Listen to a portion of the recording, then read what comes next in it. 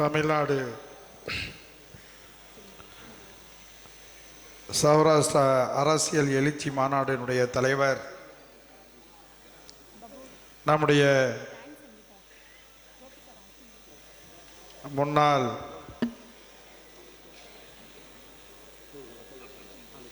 ஓய்வு பெற்ற போலீஸினுடைய உயரதிகாரி கிஷோர் குமார் அவர்களே, நம்முடைய சிறப்பு விருந்தினராக இங்கே வருகை தந்து சிறப்பு சேர்த்திருக்கக்கூடிய சௌராஷ்டிரா மத்திய சபா தலைவர் TR சுரேந்திரன் அவர்களே, தலைவர் சேம்பர் ஆஃப் காமர்ஸ் மாநாட்டு சேர்மன் அவர்களே, இங்கே வருகை தந்திருக்கக்கூடிய முன்னாள் மாநகராட்சியினுடைய மேயர், எங்களுடைய உயர் செயல் திட்ட குழு உறுப்பினர் மரியாதைக்குரிய அண்ணன் குழந்தைவேல் அவர்களே, அதை போல இந்த நிகழ்விலே கலந்து கொண்டிருக்கக்கூடிய பல்வேறு இயக்கத்தினுடைய தலைவர் பெருமக்களே, சௌராஷ்டிரா சமுதாயத்தினுடைய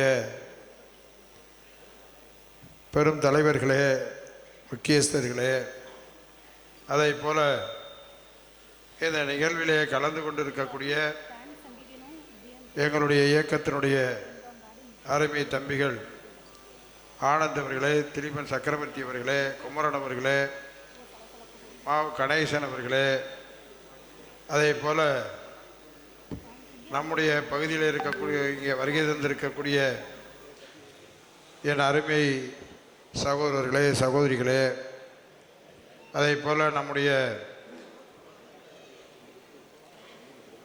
அருமை பெரியவர்களே, அனைவருக்கும் என்னுடைய முதற்க நன்றி வந்த வணக்கம்.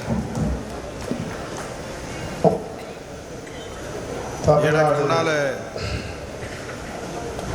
திலீபன் சக்கரவர்த்தி பேச சௌராஷ்டிரா அரசியல் எழுச்சி மாநாட்டினுடைய தலைவருக்கு நம்முடைய கலைஞர் என்னென்ன செஞ்சார், நம்முடைய முதலமைச்சர் தளபதியார்கள் என்ன செஞ்சார் என்பதனை எல்லாம் முன்னாள் இங்கே எடுத்துரைத்தார். அதில் மாற்று கருத்து இல்லை. அரசியலில் பல்வேறு இயக்கத்தை சார்ந்திருக்கிறவர்கள் இருப்பார்கள். அது எல்லா சமுதாயத்திலையும் இருப்பாங்க. அவங்கவங்க கட்சி சார்பில் அந்த சமுதாயத்தை பற்றி சொல்லுவாங்க. நாங்கள் என்னது எங்கள் காலத்தில் செஞ்சோம், நாங்கள் இப்படியெல்லாம் செஞ்சுருக்கிறோம் அப்படின்வாங்க. ஆனால் நம்முடைய முத்தமிழறிஞர் தலைவர் கலைஞர் அவர்கள் எவ்வளவு சொத்து இருந்தாலும், எவ்வளவு தொழில் இருந்தாலும், ஒரு சமுதாயத்திற்கு மிக மிக முக்கியம் என்பது கல்வி. அந்த கல்வியினுடைய வளர்ச்சி தான் ஒரு நாட்டினுடைய வளர்ச்சி, அந்த சமுதாயத்தினுடைய வளர்ச்சிக்கு பெரிய உதவியாக இருப்பது என்பது கல்வி. அதுக்குத்தான் 1972 அப்பவே சௌராஷ்டிரா கல்லூரி ஆரம்பிப்பதற்கு இடம் கொடுத்தவர் நம்முடைய முத்தமிழறிஞர் தலைவர் கலைஞர் அவர்கள். அதை போல தான் நம்முடைய தமுக்கத்தில் மிகப்பெரிய ஒரு மாநாடை போல அனைவரையும் அழைத்து நம்ம DMC அவர்களுக்கு பாராட்டு விழா நடத்தினது மட்டுமல்ல, அவருக்கு அவர் வாழ்ந்த பகுதியில் இங்கே அவருக்கு சிலை அமைக்க வேண்டும் என்று சொன்னார்கள். அதை உடனடியாக நம்முடைய முதலமைச்சர் அவர்கள் அவர்களுக்கு வெங்கலை சிலையை அமைத்தார்கள். அதே நேரத்தில் நெசவு தொழிலில் இன்றைக்கு நம்முடைய சமுதாய மக்கள் எந்த அளவிற்கு முழு ஈடுபாடோடு இருக்கிறார்கள் என்பதை தெரிந்து 100 யூனிட் மின்சாரத்திற்கு இலவசமாக அறிவித்தவர் நம்முடைய தலைவர் அவர்கள். இப்போது கூட சொன்னார், 2 கோடி ரூபாய் வரைக்கும் மொழிபெயர்ப்பதற்கு முதலமைச்சர் அறிவித்திருக்கிறார். இன்றைக்கு தமிழ்நாடு முழுவதும் இருக்கக்கூடிய உள்ளாட்சி பிரதிநிதிகள் 60 பேர் நம்முடைய சௌராஷ்டிரா சமுதாயத்தின் சார்பாக தேர்ந்தெடுக்கப்பட்டிருக்கிறார்கள். அதில் 25 பேர் திராவிட முன்னேற்ற கழகத்தை சேர்ந்தவர்கள். பிரதிநிதித்துவம் கொடுத்துருக்கோமா இல்லையா? அது மாதிரி 2016 நம்ம மல்லிகா பாலச்சந்தருக்கு தெற்கு தொகுதியில் சட்டமன்ற உறுப்பினராக நிற்கக்கூடிய வாய்ப்பை தந்தவர்கள் எங்களுடைய அருமை சகோதரர் நம்முடைய ராம்பாபு அவர்கள் திராவிட முன்னேற்ற கழகமும் காங்கிரசும் இணைந்து மதுரையினுடைய நாடாளுமன்ற உறுப்பினராக 2 முறை வருவதற்கு திராவிட முன்னேற்ற கழகம் முழு ஒத்துழைப்பை தந்து அவரை வெற்றி பெற வைத்தது என்பதும் இன்றைக்கு சொல்லக்கூடிய விஷயம்.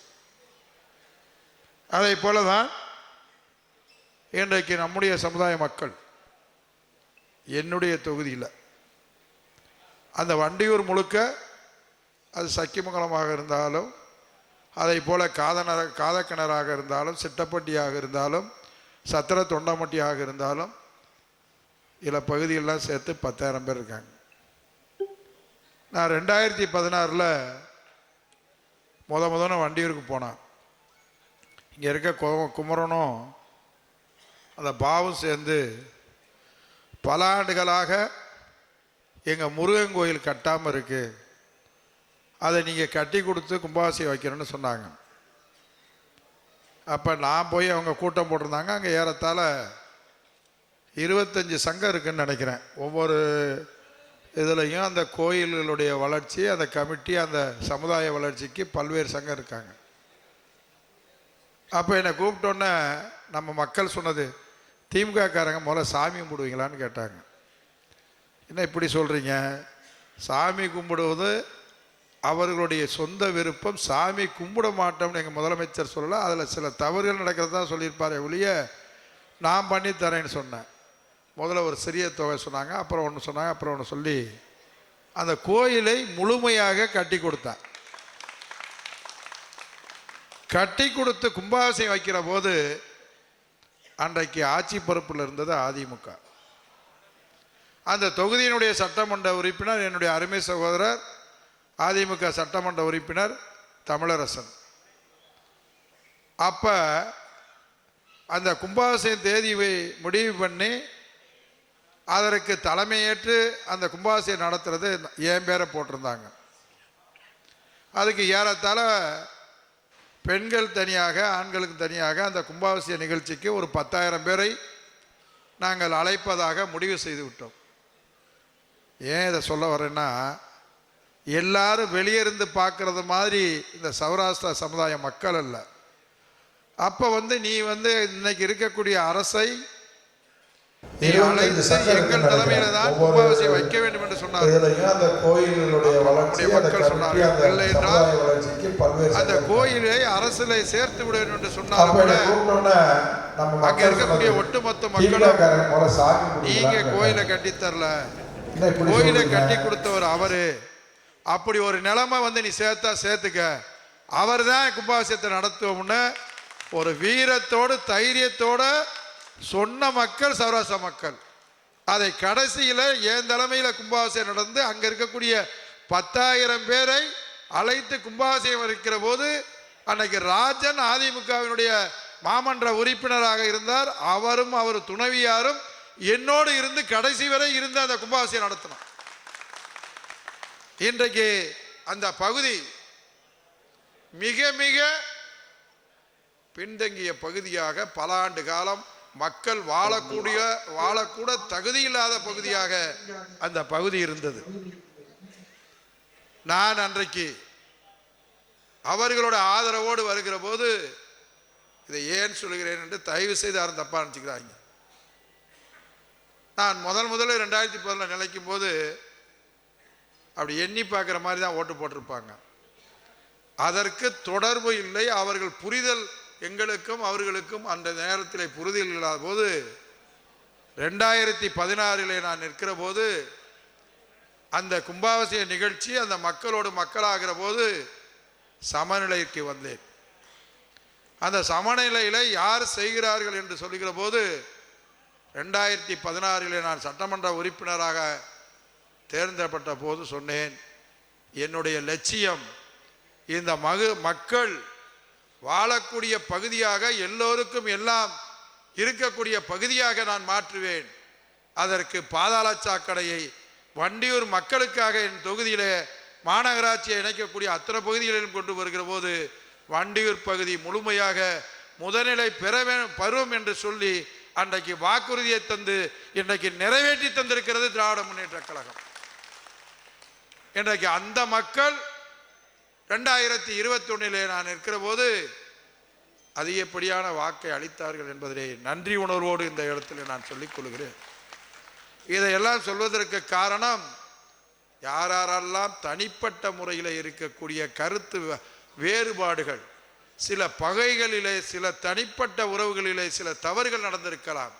ஆனால் அன்னைக்கு இருந்த முதலமைச்சர், அது யாராக இருந்தாலும், எவ்வளவு பெரிய பொறுப்புல இருந்தாலும், தப்பு செய்தவர் தண்டனை அடைந்தே ஆவார் என்று அன்றைக்கு சொன்னவர் கலைஞர் அவர்கள் என்பதை நீங்கள் மறந்துவிடக் கூடாது என்பதை இந்த நேரத்தில் சொல்கிறேன்.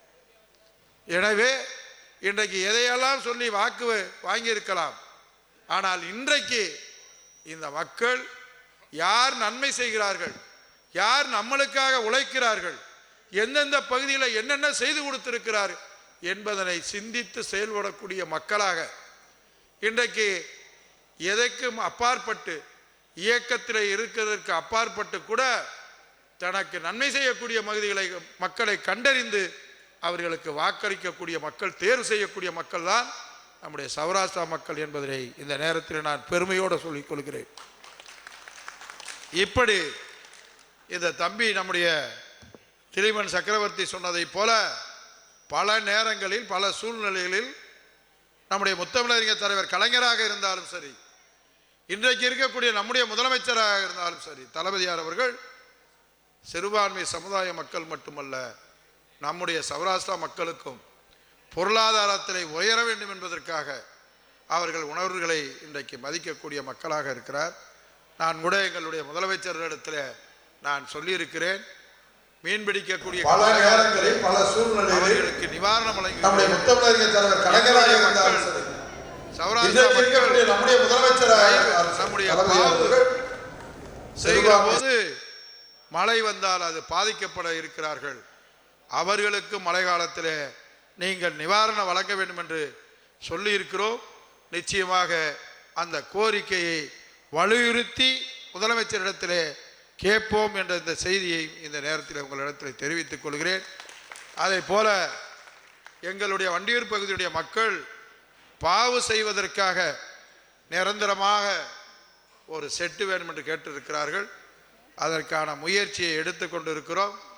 அது எந்த வெகு விரைவிலேயே அதற்கான பணியை துவங்குவோம்.